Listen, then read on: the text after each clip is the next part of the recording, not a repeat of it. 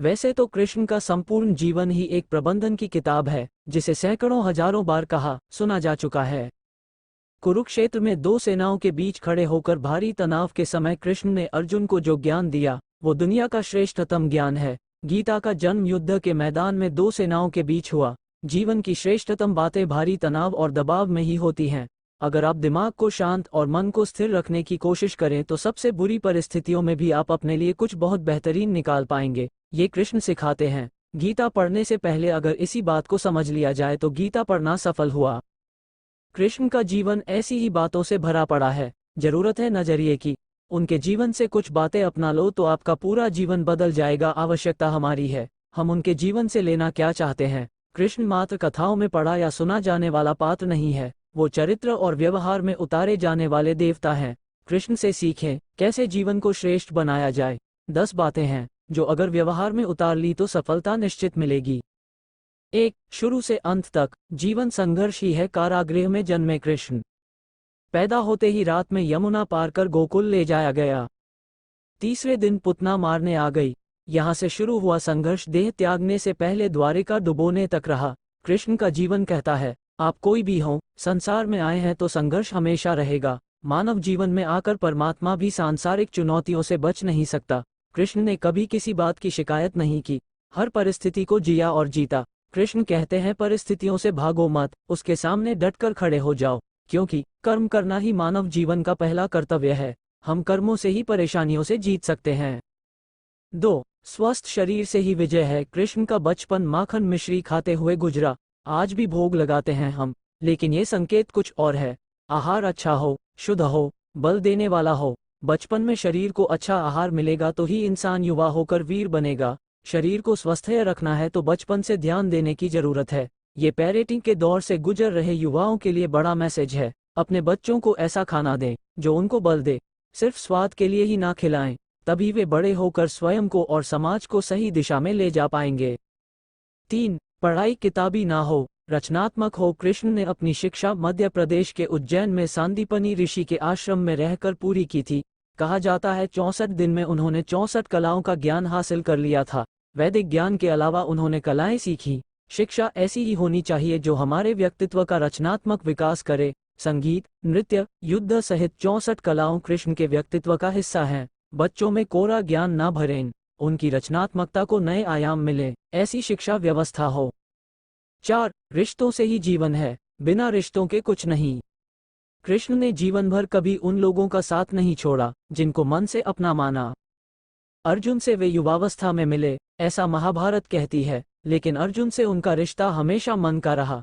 सुदामा हो या उद्धव, कृष्ण ने जिसे अपना मान लिया, उसका साथ जीवन भर दिया। रिश्तों के लिए कृष्ण ने कई लड़ाइयाँ लड़ी और रिश्तों से ही कई लड़ाइयाँ जीती। उनका सीधा संदेश है, सांसारिक इंसान की सबसे बड़ी धरोहर रिश्ते ही हैं। अगर किसी के पास रिश्तों का थाती नहीं है तो वो इंसान संसार के लिए गैर जरूरी है। इसलिए अपने रिश्तों को दिल से जिए, दिमाग से नहीं। 5. नारी का सम्मान समाज के लिए जरूरी। राक्षस नरकासुर का आतंक था।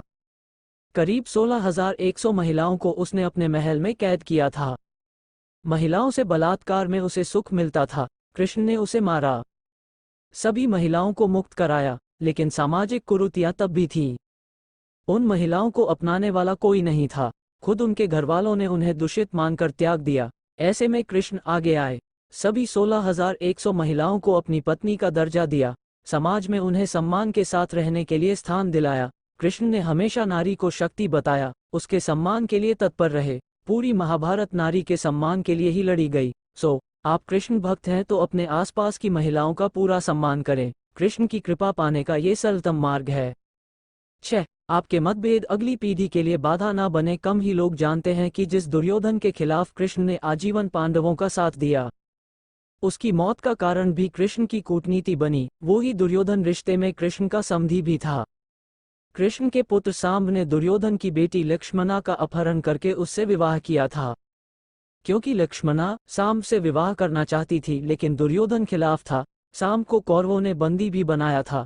तब कृष्ण ने दुर्योधन को समझाया था कि हमारे मतभेद अपनी जगह हैं, लेकिन हमारे विचार हमारे बच्चों के भविष्य में बाधा नहीं बनने चाहिए।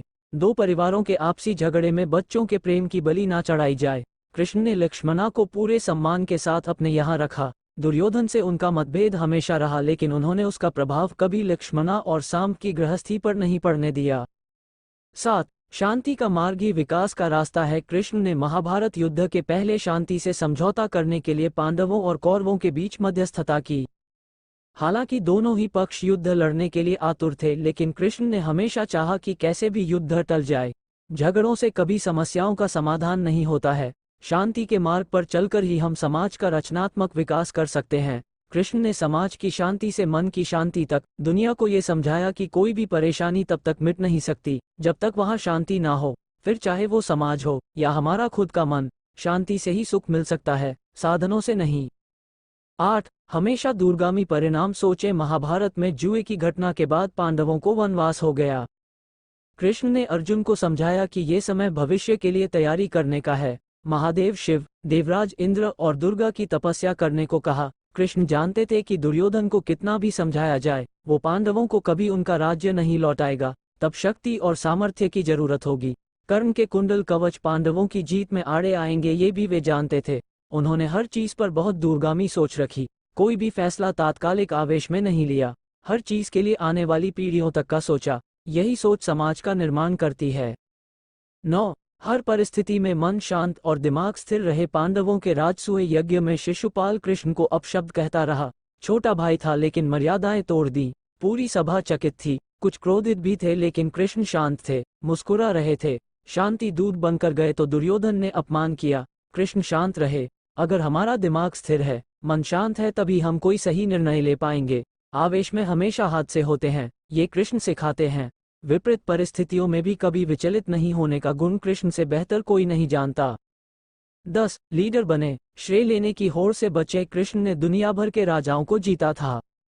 जहां ऐसे राजाओं का राज था जो भ्रष्ट थे, जैसे जरासंध, लेकिन कभी किसी राजा का सिंहासन नहीं छीना। कृष्ण के पूरे जीवन में कभी ऐसा नहीं हुआ कि उन्होंने किसी राजा को मारकर उसका शासन खुद लिया हो। जरासंध को मारकर उसके बेटे को राजा बनाया, जो चरित्र का अच्छा था। सभी जगह ऐसे लोगों को बैठाया जो धर्म को जानते थे। कभी किंग नहीं बने, हमेशा किंग मेकर की भूमिका में रहे। महाभारत युद्ध में भी खुद हथियार नहीं उठाया, पूरा युद्ध कूटनीति से लड़ा। पांडवों को सलाह देते रहे, लेकिन जीतने का श्रेय भीम और अर्जुन को दिया।